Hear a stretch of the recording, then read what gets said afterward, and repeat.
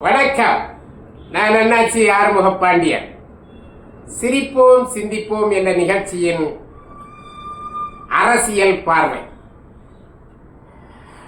அருமை நண்பர்களே, நம்முடைய மதுரை எம்பி கம்யூனிஸ்ட் கட்சியைச் சேர்ந்த வெங்கடேசன் அவர்கள் சமீபத்திலே டில்லியிலே பேசினார். பாராளுமன்றத்தில் பேசினார். நிறைய பேசியிருக்கின்றார். ஆனாலும் எதையாவது ஒன்றை சர்ச்சையை ஏற்படுத்த வேண்டும், மக்களை திசை திருப்பி பார்க்க வேண்டும் என்பதற்காக அபத்தமான சிலவற்றையும் பேசுகிறார்கள். இந்த அரசியல்வாதிகள் அதுதான் அவர்களுக்கு வழக்கமாக இருக்கிறது. அதிலும் தமிழ்நாட்டு எம்பிகளை கேட்கவே வேண்டாம். இல்லாததை பேசுவார்கள், இருப்பதை பேச மாட்டார்கள். தங்கள் தொகுதிக்கு என்ன தேவை என்று எந்த எம்பியும் கேட்டதாக சரித்திரமே இல்லை. அதை போலத்தான் கம்யூனிஸ்ட் கட்சி. கம்யூனிஸ்ட் என்று சொன்னாலே மக்களுக்காக போராடுகின்றவர்கள், சுயநலம் இல்லாமல் அரசியலில் இருக்கின்றவர்களை தட்டி கேட்கின்ற ஒரு அதிகாரம் பெற்ற ஒரு நபர் என்று சொன்னால் அது கம்யூனிஸ்ட் கட்சியை சேர்ந்தவர்கள் தான் என்று மக்களால் அறியப்பட்டவர்கள். அவர்கள் போராட்டம் தூய்மையாக இருக்கும் என்று நம்பப்பட்டவர்கள். ஆனால் என்ன காரணமோ தெரியவில்லை, கம்யூனிஸ்ட் கட்சி திராவிட முன்னேற்ற கழகத்தில் என்றைக்கு கூட்டணி வைத்ததோ அண்டையிலிருந்தே திராவிட முன்னேற்ற கழகத்தின் அந்த கொள்கைகள் எல்லாம் இவர்களை ஒட்டி கொண்டு விட்டது.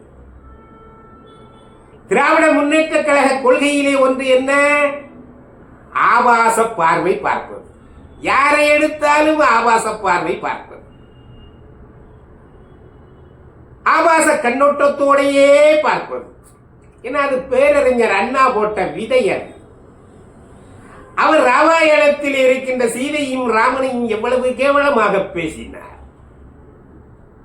அந்த மாதிரி கேவலமா அருவருப்புக்கத்தக்கிற வகையிலேயே பேரறிஞர் அண்ணா அவர்களும் பேசுவார்கள்.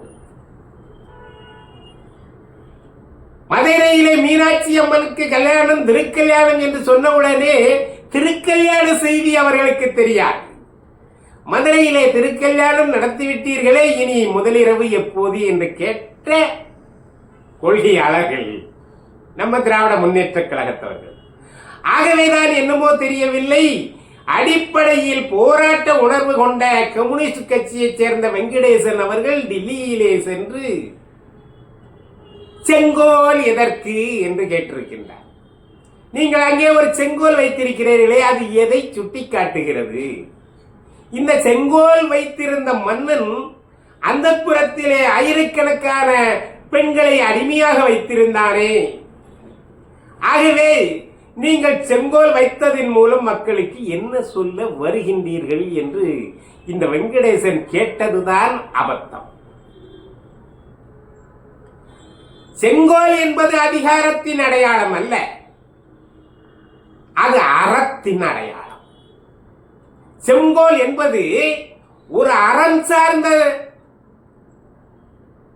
அடையாளம், அவ்வளவுதான். அது யாரும் வைக்கலாம், அதிகாரத்திற்கு வருகின்றவர்கள் வைத்துக் கொள்ளலாம். மதுரையிலே பிறந்த வெங்கடேசன் அவருக்கு மதுரைக்கே புகழ் சேர்த்த பாண்டிய மன்னனுடைய கதை தெரியாமல் போய்விட்டது போலிருக்கிறது. கண்ணையினுடைய வழக்கு வருகிறது. கோவலன் குற்றவாளியாக்கப்பட்டு கோவலனை கொன்று விடுகின்றார்கள். அவனுக்கு ஆயுள் தண்டனை கொடுக்கப்பட்டு வெட்டி வீசி விடுகின்றார்கள். கண்ணகி வருகின்றால் நீதி கேட்கின்றார். கண்ணகி பாண்டிய மன்னனிடத்திலே, பாண்டிய மன்னா, நீ நீதி தவறி விட்டாய், உனக்கெதற்கு செங்கோல் என்று கேட்பார். பார்த்தீர்களா? அரண் சார்ந்ததின் அடையாளமாக நீ கையில் வைத்திருக்கின்ற அந்த செங்கோல் உனக்கு எதற்கு என்று கண்ணகி கேட்கின்றார். இந்த மன்னனாக இருக்கின்றவர்களும் நீதிபதியாக இருக்கின்றவர்களும் தங்கள் இஷ்டத்திற்கு நீதியை சொல்ல முடியாது. அவர்கள் வாதங்கள், பிரதிவாதங்கள், சாட்சியங்கள், இந்த மூன்றின் அடிப்படையில் தான் அவர்கள் தீர்ப்பு வழங்க முடியும். ஆகவே கோவலன் வழக்கிலே சாட்சியங்களும் அந்த வாதங்களும் சரியாக இருந்ததனால் கோவலனுக்கு தீர்ப்பு வழங்கிவிட்டார். ஆனால் நீதிபதி அந்த நம்முடைய கண்ணகி வந்து கேட்கின்றால், நீதி தவறிவிட்டாய் என்று சொல்கின்றால் அதற்கான ஆதாரத்தை கொடுக்கின்றார். அந்த சாட்சியத்தை அவள் கொடுக்கின்ற போது அங்கே சொன்ன சாட்சியை விட இந்த சாட்சி சரியாக இருக்கிறது. ஆகவே மன்னன் நிலை தடுமாறி விட்டான். அவன் எனக்கு எதற்கு செங்கோல் என்று கேட்கின்றான். கண்ணகி கேட்டால் உனக்கு எதற்கு செங்கோல் என்றால், இப்போது மன்னன் சொல்கின்றான் எனக்கு எதற்கு செங்கோல் என்று சொல்லி அந்த செங்கோலை வீசி விட்டான், கீழே வீசி விடுகிறான். இப்ப அந்த செங்கோல் வளைந்து விட்டது. அப்ப அறம் வளைந்து விட்டது என்று அர்த்தம். அறம் வளைந்து கிடக்கிறது, அங்கே கீழே கிடக்கிறது. ஆனா நம் முன்னோர்கள் என்ன சொல்கின்றார்கள், இப்படியே வளைந்து போய்விட்டால் இந்த நாடு சுழலாது. அதை நேர்மையாக நடத்த வேண்டும் என்றால் அந்த செங்கோல், அந்த அறத்தின் அடையாளமாக இருக்கின்ற அந்த செங்கோல் நிமிர்த்தப்பட வேண்டும். அறம் ஒன்றை நம்ம காட்ட முடியாது, அதற்குடைய அடையாளம் தான் அந்த செங்கோல். ஆகவே அந்த செங்கோலை நிமிர்த்த வேண்டும் என்பதற்காக பாண்டிய மன்னன் அறம் தவறிவிட்டதால், தர்மம் தவறிவிட்டதால், நீதி தவறிவிட்டதால் இனி நான் உயிர் வாழப்போவதில்லை என்று அந்த செங்கோலை கீழே எனக்கு எதற்கு செங்கோல் என்று வீசிய உடனேயே அவன் உயிரை விட்டு விடுகிறான். விட்டவுடனே அந்த உடல் அந்த செங்கோல் மீது சரிகின்றது. சரிந்தவுடனே அந்த செங்கோல் சரி செய்யப்படுகிறது, நிமிர்ந்து விட்டது. இதுதானே செங்கோலின் கதை. ஒரு மன்னன் கூட உயிரை கொடுத்து அந்த அறத்தை காப்பாற்றுகின்றானே. ஆகவே செங்கோல் என்பது அறத்தின் அடையாளம் என்பது சாகித்ய அகாடமி விருது பெற்ற நம்முடைய வெங்கடேசன் அவர்களுக்கு தெரியவில்லையா? உங்களுக்கெல்லாம் யார் சாகித்ய அகாடமி கொடுத்தார்கள்? இல்ல வாங்கினீர்களா? கொடுத்தார்களா? நல்ல விலை கொடுத்து வாங்கிட்டீங்களோ? நல்ல எழுத்தாளர் முற்போக்கு எழுத்தாளர் சங்கத்தினுடைய தலைவராக இருந்து கொண்டு டெல்லியிலே போய் செங்கோல் எதற்கு என்று கேட்கின்ற வெங்கடேசன் அவர்கள் மதுரையிலே இருக்கின்ற மேயருக்கு செங்கோலை கொடுக்கிறார், சிரிச்சுக்கிட்டே கொடுக்கிறார். மனுஷன் பாருங்களேன். இந்த தமிழ்நாட்டிலே இருக்கிற திராவிட முன்னேற்ற கழகத்தவர்கள் தமிழ்நாட்டுக்கு ஒரு நியதி சொல்வார்கள், டெல்லிக்கு ஒரு நியதி இருக்கும். அதே போல அதே பழக்கத்தை வெங்கடேசன் அவர்கள் இங்கே மதுரையிலே மேயருக்கு செங்கோலை கொடுத்துவிட்டு டெல்லியிலே சென்று உங்களுக்கு எதுக்கு செங்கோல், அந்த செங்கோலின் அடையாளம் என்ன, அதுக்கு பின்னால நிறைய அடிமைகளை வைத்திருந்த அடையாளமாக என் கண்ணுக்கு தெரிகிறது என்று சொல்வது எவ்வளவு அபத்தமாக இருக்கிறது. வெங்கடேசன் அவர்களே, நம்முடைய நீதிமன்றங்களிலே நீதிபதிக்கு பின்னால் ஒரு படம் வைத்திருக்கும், தராசு படம் வைத்திருப்பார்.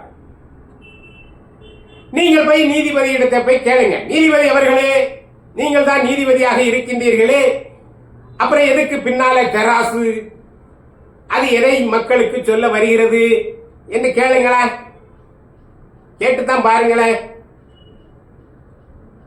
அந்த தராசு என்பது நீதியின் அடையாளம். வாதிக்கும் பிரதிவாதிக்கும் இருவருக்கும் சாராமல் நடுநிலையோடு நிற்க வேண்டும் என்பதின் அடையாளம் அந்த தராசு. ஒருவேளை நீதி தவறுவதற்கு வாய்ப்பு இருக்கிறது. ஏன்னா அவரெல்லாம் சாட்சியங்கள், சந்தர்ப்பங்கள், வாதங்கள், பிரதிவாதங்களை வைத்துத்தான் நீதிபதிகள் நீதி வழங்க முடியும். இந்த இரண்டு பேர்களின் வாதங்களை வைத்துத்தான் வழங்க முடியும். ஆகவே தராசு, ரெண்டு பேர்களும் தராசு. பாவப்பட்டோ பச்சாதப்பட்டோ தீர்ப்பு வழங்கிவிட முடியாது. ஆகவேதான் இன்னைக்கு குற்றவாளிகள் எல்லாம் நிரபராதிகளாக நாட்டிலே சுற்றி கொண்டிருக்கிறார்கள். இதற்காக நீதிபதி குற்றவாளி அல்ல, அவருக்கு சாட்சி சரியா இருந்துச்சு, நீதி சொன்னார், அவ்வளவுதான். அவர் வேலையை விட்டு ஓய்வு பெற்ற பிறகு நீங்கள் அந்த வழக்கிலே சரியாக நீதி சொல்லவில்லை, ஆகவே உங்களை தண்டிக்கிறோம் என்று தண்டிக்க முடியுமா? அதுபோலத்தான் ஆட்சியாளர்கள் செய்கின்ற சில தவறுகள், என நல்ல திட்டங்களை போடுவார்கள், மக்களிடத்திலே நல்ல திட்டம் சென்று சேர வேண்டும் என்று போடுவார்கள், ஆனால் அது தவறாகி போய்விடும். அல்லது அவர்களுக்கு கீழே இருக்கின்றவர் செய்கின்ற தவறுகள் எல்லாம் அந்த ஆட்சியாளர்களை வந்து சேரும். இதற்காக அறத்தின் அடையாளமாக இருக்கின்ற செங்கோலை குறைத்து மதிப்பிடுவதா? அது உங்களை என்ன செஞ்சது? ஒரு நீங்க மதுரையில மேயர் இருக்கிறாரு, அவங்க அங்கேயெல்லாம் போட்டுட்டு அந்த ட்ரெஸ் எல்லாம் போட்டுட்டு கையில செங்கோலை வச்ச உடனே ஒரு கம்பீரமாக இருக்கிறது. அது மட்டுமல்ல, அவர்களும் நீதி நியாயமாக நடக்க வேண்டும் என்பதை சுட்டிக்காட்டி கொண்டே இருக்கும் அந்த செங்கோல் என்பதனால் அதை கையில் வைத்துக் கொண்டிருக்கின்றார்கள். சட்டங்கள் போட்டால் அதை கையில் வைத்துக் கொள்வார்கள். அதை போலத்தானே பாராளுமன்றத்திலே செங்கோல் நிறுத்தப்பட்டிருக்கிறது என்று சொன்னால் அது அறத்தின் அடையாளம், தர்மத்தின் அடையாளம் என்று வெங்கடேசன் அவர்களுக்கு தெரியவில்லையா?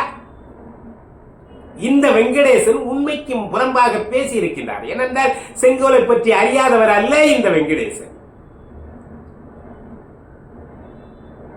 இந்த வெங்கடேசன் அவர்கள் காவல் கோட்டம் என்கின்ற ஒரு வரலாற்று கதையை எழுதிதான் சாகித்ய அகாடமி பெற்றிருக்கின்றார். அப்ப வரலாற்று கதைகளை எழுதுகின்ற போது இந்த செங்கோலை பற்றி புள்ளி விவரமாக அவருக்கு தெரியத்தான் செய்யும். அதனுடைய அருமை பெருமைகள் எல்லாம் தெரியும். ஆனால் அதையெல்லாம் மறைத்து விட்டு செங்கோல் எதற்கு என்று கேட்டிருக்கிறார் என்றால் இது இவர் செய்த குற்றம் அல்ல, இவர் கூட்டணி சேர்ந்திருக்கின்ற கட்சியின் தவறேதான் அவரை ஒட்டி கொண்டது, அந்த அவர்கள் கொள்கைதான் இவரை ஒட்டி கொண்டதோ என்று மக்கள் கேள்வி கேட்கின்ற அளவிலே தான் வெங்கடேசன் அவர்கள் அந்த வாதத்தை வைத்திருக்கின்றார்கள். ஆகவே கம்யூனிஸ்ட் கட்சியைச் சேர்ந்த வெங்கடேசன் அவர்களே, உங்கள் மதுரைக்கு தேவையான நல்ல திட்டங்களை கேளுங்கள், கேட்டு பெறுங்கள், போராடி பெறுங்கள், மக்களுக்காக போராடுங்கள். கம்யூனிஸ்ட் கட்சியை சேர்ந்தவர்களே, நீங்கள் விலை போனையில் போய்விட்டீர்கள், அது எல்லாருக்கும் தெரிந்ததுதான். இனி மானம் மரியாதை எல்லாம் போவதற்கு முன்பு இந்த மக்களுக்காக கொஞ்சமேனும் போராடுங்கள். இந்த விலைவாசியை கட்டுப்படுத்துவதற்காக ஊருக்கு ஊர் போராட்டம் நடத்துங்கள், நடத்தி வெற்றி பெறுங்கள். உங்கள் கம்யூனிஸ்ட் என்கின்ற அந்த வார்த்தையை காப்பாற்றுங்கள். தயவு செய்து நீங்கள் திமுக காரராகி விடாதீர்கள். நன்றி, வணக்கம்.